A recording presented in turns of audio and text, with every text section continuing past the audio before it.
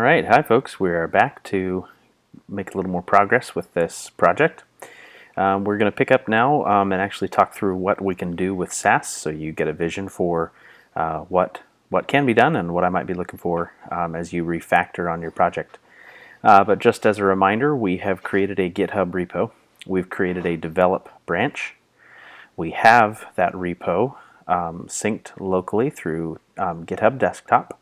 And we are on that branch, so that now as we start to make changes, we can track them and commit them to this branch, and later do a merge request or a pull request to actually bring them into the main line.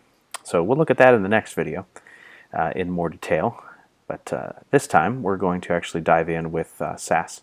So I also have my corner bakery site up here, and in the last video we looked at doing some basic things with terminal, navigating around in terminal, and specifically using terminal to start a Sass watch operation and to fire up browser sync. So I just want to run through a little bit of that one more time and also make a few improvements on what we were doing that last time. So first of all, remember when you fire up terminal, you are probably going to be in your root user folder. And if you run a ls here, you will see that you need to dive in to other folders to get where we want to go. So we want to change directories to sites, and then you may recall I had the W3 PRS folder, and in that I had corner bakery. So if I did everything right, I can run ls again, and we should see the same files that we see over here in Atom, and we're ready to go. Alright, so one of the things we did was we started a Sass watch, not Sasquatch, but Sass watch. And we told it to watch for Sass and publish to CSS. Alright, so we've got that running. I'm going to hit Command T to get a new tab and start a new operation. I'm in the same folder here. I'm just going to run ls to make sure. Indeed, I am. So now I'm going to run browser sync with a few updates from the last time we did it. With browser sync, we earlier did server, which is great. We want that. But there's a shorthand version to just do -s, does the same thing. We can also call up and monitor the files we want with -f, that is, before we did --files, but just -f does it. And an improvement from last time is that we're going to do watch for all files in any file type, in any level of folder. So if we run this, oops, must have made an error. Browser sync. Oh yeah, gotta do a start browser. Sync. Start. SF.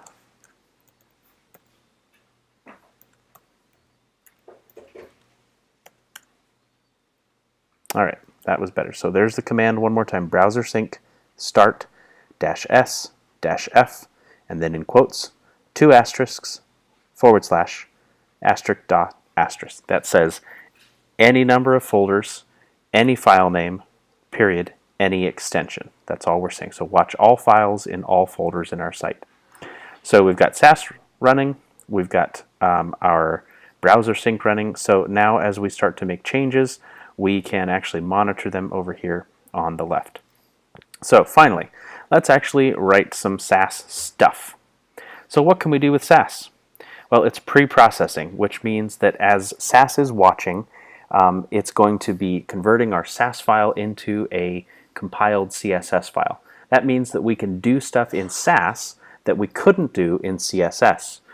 So what are some of those things? Well, the first one is variables. Oh man, mind-blowing. What we can do is create variables to hold values for our CSS, such as a font or a color, and then we can just use those variables to provide a font or a color, like you see here.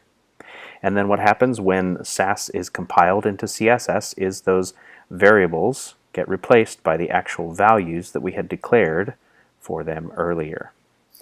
So those are two little examples of things you can do with variables and already start to do some refactoring. So what I'm going to do is crawl through my document here and find colors.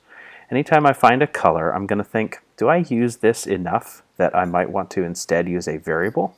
So that if I decide down the road I want to change it, I can just change the value stored in the variable and therefore instantly change all the places it's used. Well, let me find out what this color is.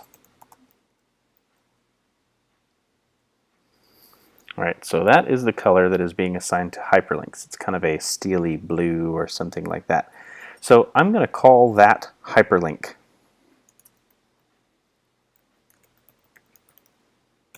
So you notice, by the way, that variables are created with a $sign and then the variable name. And notice that you can use hyphens, and then you use a colon and you provide the value. So here we're going to do hyperlink and place the value there.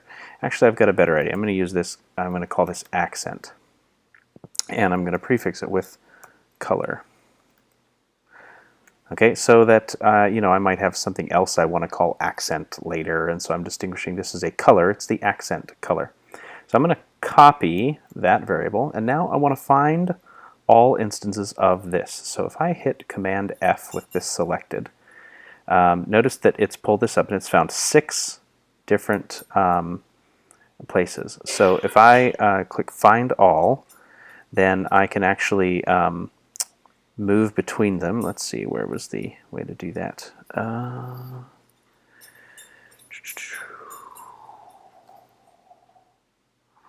Okay, well, we can at least scroll down and see where they are highlighted. And we can also do something like find, and it would just find each next one, which is kind of helpful. So if you don't feel like just kind of replacing all at once, you can at least find the first one and then replace it with the variable. So that's the actual place where I declare this variable. So I'm going to move on to the next one, and there it is. So in this one, I'm going to paste my accent thing and say replace. Now it's moved on and found the next one, and I'm happy to do that there as well. And that looks good too. That one looks good. That one looks good. Okay, so now I have replaced all instances of that color with a variable. And you can repeat this same process to ensure that you remove all of the variables, or sorry, all of the actual hard-coded color values, and instead replace them with actual variables. So let's do one more pass at that. This is my body color. So this is color, body. It's sort of like the kind of default gray color for my body copy. So now every place that I have that guy, it looks like there's 5 of them. I'm going to replace it with body. So let's find the next one. Yep, that's fine. As is that, and that, and that. Good.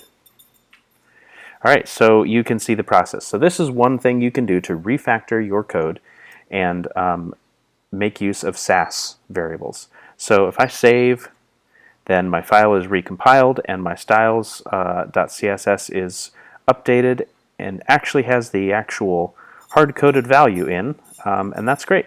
It renders just the way we'd like. All right, so that's one of the major things with Sass is variables. So think about other things you could do with variables. Maybe you have a common set of dimensions that you use frequently, or a common media query that you want to reuse. Or maybe you use a certain padding setting a lot, or a certain kind of margin setting frequently. All kinds of things that you could store in variables. All right, how about nesting? Here's another big topic that we can do with nesting. What this means is that anytime we would have a nested selector where we might want to say like this, nav ul or nav li or nav a, what we can do for all of those is create one sort of parent selector for nav and then nest inside of that ul, li, and a. Okay, so that's what our Sass is going to look like, but then when it's compiled into CSS, it's actually broken out into all of the nested selectors. So think about it. By doing this, you no longer need to type out that whole selector every time. All you need to do is type nav once, and then put your nested selectors right inside. Pretty slick, huh? Well, let's test it out. Let's look for some places where we have some nested selectors where we might want to do something like this. Okay, I have CSS open, and that's not what I want. Go away. All right, here we have the actual Sass file. Okay, so here in the Sass file, I can see one of those is happening here, where I have allergies, and then I have allergies strong. Well, so what I could do is have the styles for just allergies right here, and then I could grab the styles for allergies strong and paste them inside. Now this is where your indentation becomes very important in terms of keeping track of things, where the outer selector opens here and then the curly brace matches the indentation level of that original place. But then the properties that are a part of this are going to go inside. So margin top and text align go with allergies. But then we have a new selector that opens and closes, and the closing brace matches the starting point of the opening, and we indent the child properties. All right, so now we don't need this guy anymore. And when we save, it should automatically recompile and end up with just what we started with. But boy, it sure is a lot more efficient for us as we're editing our code. Where is that guy? There he is. Here we go. Allergies and allergy strong get compiled. How nice. All right, let's look for another place where we could do that. Boy, oh, look at this. We got a whole bunch of things for categories here. All right, so let's start the process. We've got categories, just plain, but then we've got categories LI, so I can cut the LI portion out and paste it here, and then remove that because that was the front end of that selector. Okay, great, so we've got categories and some styles that apply just to categories, and then we've got LI, so this is going to become categories LI. But check out what we have. Oh, look. Looks like down here we actually have a repeat of categories LI that we might actually want to combine in with the one we had up there. So I'm going to cut these three properties and paste them up here. So now we've done another little bit of refactoring where we had an accidental repeat. Okay, but check out what we have next. We have categories LI image. So technically this image could go inside of the LI up here. Same thing with this B, categories LIB. Okay, so I've pulled those two little nesters out. There's the front ends of each of those, so I got to make sure I clean that up too. Okay, so see how this works? Categories, and inside of categories we had an LI, and inside of the LI we had images and B tags. So this is another major thing you can do as you work through your code, is to refactor it. So that you put your nested tags inside and become more efficient like this. All right, let me say a little word about media queries. Because if you've worked with media queries with other classes you've taken from me in the past, what we've probably done is kind of group all of our media queries in one batch at the bottom. And that is still fine. But there's another convention to actually put media queries in line with each little style, so that as you're writing, right here, these styles for categories LI, you can jump right in that very setting and say, hey, where they're normally going to be this, when the media query is here, we want to modify category LI's width to be 33%. So basically, what we have right now is a full media query, and then inside of that we have the selector and the properties that apply. But if we want to make use of nesting, what we actually want to do is apply the width, that modified width up here inside the LI, right? But we really need it guarded by a media query. So we're going to cut and put the media query around this as a nested statement inside of the LI. So see how it's just nested right inside of LI, and it's only including that width setting? So now we don't need this or this anymore. Excuse me. Okay, so we did nesting of all sorts. We did several levels of nesting. We even nested a media query in here. And when I save and refresh, nothing should have been adversely affected. All right, so what else can we do with Sass? Well, another thing we can do is something called partials. And the idea here is to have smaller files that contain little snippets of CSS, and then we can include them. So there's several different ways to look at this. On one hand, one of the things that I have going on here is I have this reset.css file, well, I don't really need this to compile as a new CSS file. What I would really be just fine is if all that content is actually included right into this file as it is. So I officially declare this to be a partial by renaming it to start with an underscore. And that tells Sass, don't recompile this file. Okay, so it's kind of like a way of saying ignore this when you compile. So you can see already with that change, we no longer have the compiled version of the reset.scss. It's gone away. However, when we want to include that in a file, we still can include it, and we don't even need to include that underscore.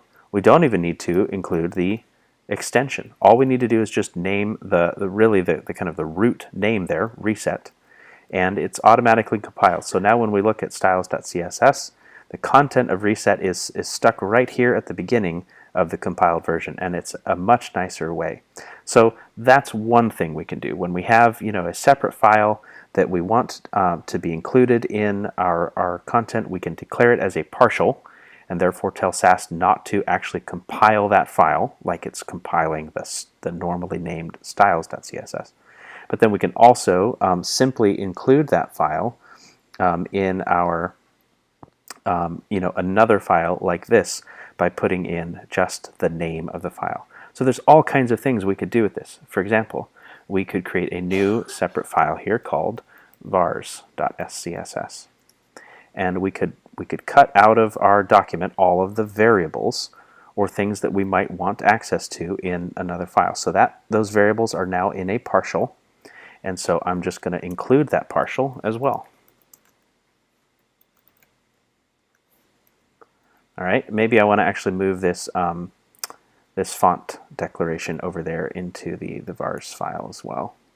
So if you had gone through earlier and had put in a whole bunch of variables, you could streamline and not take up all the space at the top of your file by just putting them in a separate little file and including that file. So this is a process that we might now go through and do and think about, hey, are there ways that we can kind of combine some of our big features?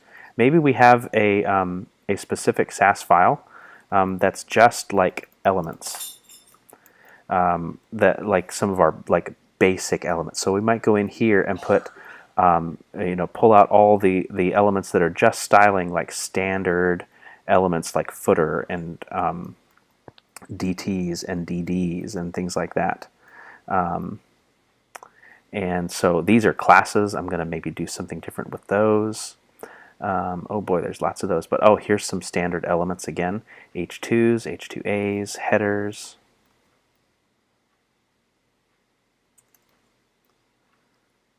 And there's an image.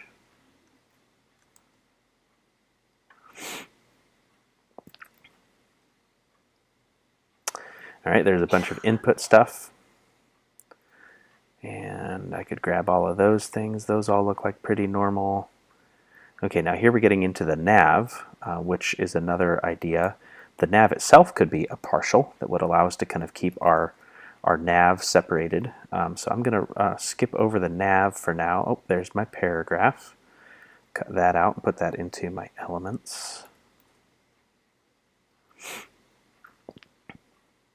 Get the idea? Oh, there's a strong tag. Just a long tag. And I started kind of halfway down my file, so oh, here's another little guy. The A tag gets pulled out, goes to the very top. Body tag's another kind of basic thing.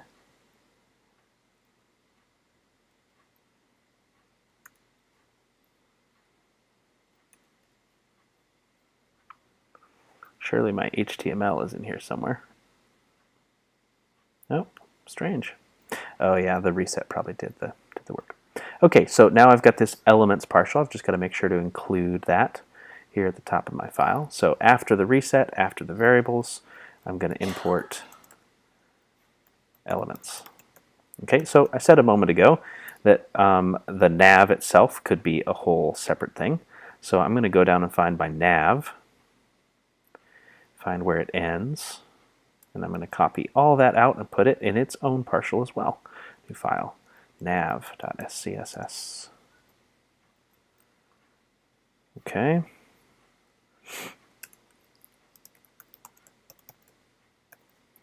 All right, boy, and from here, I mean, there's just any number of different ways you can break this out. So for example, notice here that I've got some grid stuff going on. So this, like I mentioned, I think in the last video, this is a website I used to sort of demo what you can do with the new CSS grid module. And so this is actually the grid for the home page. So maybe this whole set of home page grid stuff could go into its own partial. Or maybe I could even just pull all of my grid things out and put them all in their own partial file. So I think I might go for that. So new file, grids.scss. And of course then I've got to make sure that I import that. Okay, all along the way my browser is refreshing and, oops, except I've got a file import not found or unreadable, vars. What did I do? Oh, var. Got to rename that guy. Vars. There we go. Okay.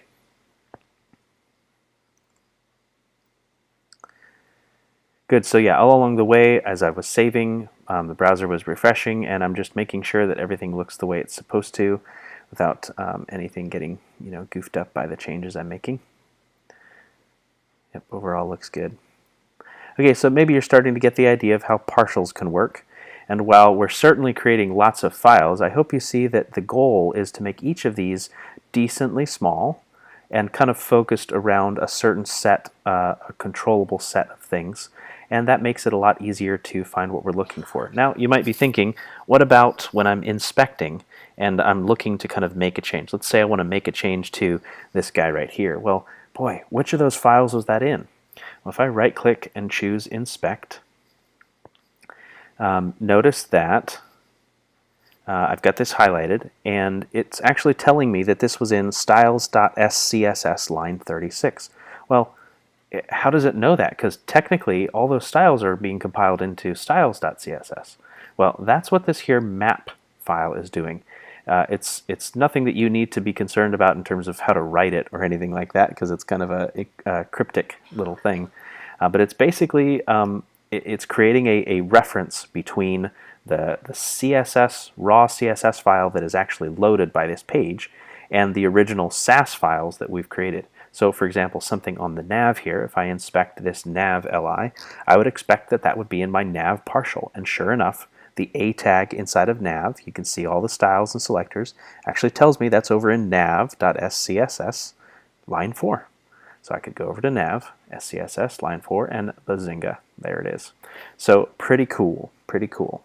It's making our styles more efficient by kind of chunking them out into different pieces. Really, the goal that you can set for yourself to aim for is to make your main style sheet simply be a whole list of partials. So that basically all of your styles you're breaking out and putting into partials that you're calling in and using as needed. All right, so I've gotten started on that, but that's something else that you can do. So we've talked about variables, we've talked about nesting, we've talked about partials.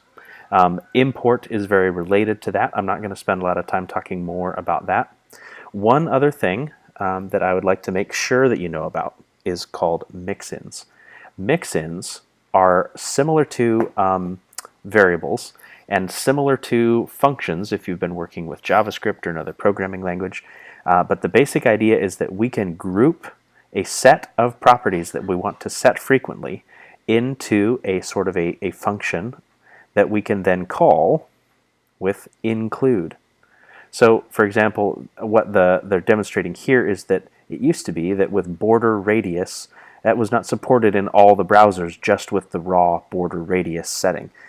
You used to have to do vendor prefixing, where you have the Microsoft IE version and the Mozilla Firefox version and the WebKit version for Chrome and others and Safari. Well, this mix-in, it'd be a pain if you had to write all 4 of those lines every time you wanted to apply a rounded corner onto an object. So this mix-in says, we're going to take in a radius value, and we're going to populate that onto these 4. So that when you want to do this, all you have to do is call include border radius. They're passing in 10 pixels. And when this compiles, look at that. All those are stuck together. So what does that mean for you? Well, what that means over here is we could look for things that we do frequently in combination. For example, maybe we frequently set display flex, justify content center, or let's say we frequently at least do display flex and set it to row wrap. Well, we could package those 2 properties together into a mixin. So I'm going to create a new partial called mixins. Okay, and we go mixin, flex on. All right, so that's basically turning flex on for that element. So now, where I had those, I just want to do include flex on. Make sure I spelled that right. Yep. Okay, so now every time I want to do display flex and flex flow row wrap, I can just use this instead. So really, I would want to look through and decide that there was an actual need, that something I did frequently, and use that. So another place is when I'm doing my display grid stuff. I very often will turn on display grid and set rows to auto or something like that. Or maybe I do margin 0 auto often enough that I don't have to put that in every time. I could just do a mix-in for center, and I could call include center or something like that. Boy, there's all kinds of things you can do with mix-ins. But this is where it really gets into efficiency, where you want to look through your code and ask, are there things that I do often? A set of properties that you always set in combination. Well, you could group them together into a mix-in, and then so you declare that mix-in, and then you can use that mix-in wherever you'd like. Let me make one little quick catch though. Notice that if I wanted to create a mix-in for, let's say, let me find one. Boy, I'm doing a lot of font settings in here. What if I wanted to have something that encapsulates my font size, my line height, and my weight into a quick mix-in? So I might grab these 3 and go to my mix-ins file and create a mix-in for font setup. Okay, so I'm going to take a font size, a font or a line height, and a weight. All right, so in place of 300, I'm going to put the weight. In place of 1.5625, sheesh, I'm going to put line height, and in place of 1.6 em, I'm going to put font size. All right, so I've got it set up so now each of those values can come in and they'll be set appropriately. So back where I was in elements.css, I'm going to want to include font setup. Okay, and then I'm going to pass in each of those values, and I've lost what they were. So let's just say 1.6 em. Oh boy, was it 1.625 em and 300, something like that. Okay, those might not be the exact values, but you get the idea. I can now use this down here, 1.6. Oh, 5625. This might be the same thing that I was trying to do above. Okay, so instead of needing all 3 of those lines, I can just have one line where I pass in the font size, the line height, and the weight all at once. Pretty cool. Let's see, are there any other places where I'm doing that same idea right here in this file? Okay, here's one. Here we go. Font size, font weight. I didn't modify line height there though, so maybe that one's not good enough. Okay, font weight, font size, didn't modify line height there. Okay, here's another one. Okay, it looks like it's actually that same setting, so let's grab that guy again. Okay, so in each of these cases, I'm replacing 3 lines with 1. And I don't know about you, but I think 3 lines is better than 1. There's another place where I did that same thing. Or 1 line is better than 3. Sorry, I said that backwards. Okay, so you can see all kinds of nice things. Now, the point I was trying to prove here is notice where I put these includes. I did this in one of my partials, and this partial actually does not have access to that file. I did not import my mixins into this file, and I got an error for it. Undefined mixin font setup. Okay, and it's showing me, here it is. Oh, I guess it's telling me, there it is. So don't forget that if you want to use a mixin in another partial, you have to actually import that mixins file. So I'm just going to call import mixins, and problem goes away. Yeah, just a typo. Yep, fix the typo and the problem goes away. It's always nice. Okay, so we've covered a lot of the basic things. I'm going to look through this index here and see if there's anything else. Oh yeah, big one. Operations. You ever wanted to do math in your CSS file? Maybe there was a time where you needed to kind of calculate a complex thing. Oh boy, and so you pulled up your calculator or Finder and you typed it in. Ah, man. But then later you came back and you're like, how did I get this crazy number? Well, forget about those days. You can actually do math with Sass. So here you can see they've said the width is supposed to be 600 pixels divided by 960 pixels times 100%. Well, that's interesting. So 600 divided by 960 gives us 0.625. So when we do that times 100%, that gives us 62.5%. Well, that's cool. So you can see that compiles to 62.5%. Isn't that interesting? So we can actually do pixels. That gives us a ratio, and then we can convert them to a percentage. Dude, now we're talking business. So we could do that same thing over here. Let me look for a place where that might be helpful. So for example, 33%. That's not exactly 1/3, is it? 33.3333% would actually be 1/3. So instead of writing 33.3333%, what I could actually do is go 1 divided by 3, because that's a perfect third, right? Times 100%. And that will give me actually 33.3333%. Okay, so is there another place like that we could make use? Oh, there's a whole bunch down here. Yeah, so 1/3 times 100%. So this is like kind of no-brainer. Okay, 25%. You could do the same thing, because what we're basically saying is we want this to be 1/4 of the width and convert it to percentage. So you could do 1/4 times 100%. And here we could do 1/5 times 100%. So there's all kinds of things we can do with variables, or with doing some math that makes things a little easier on us. All right, well, that's a more than cursory overview of Sass, but hopefully that gives you a lot of things you can be looking for as you rework, refactor your project. So at the least, make use of variables and nesting. Break things out into separate files to make use of partials, and as you're able, see what you can do to import or to make use of some mix-ins. All right. Now, of course, we've made some changes, and boy, a lot's been happening over here in our commit.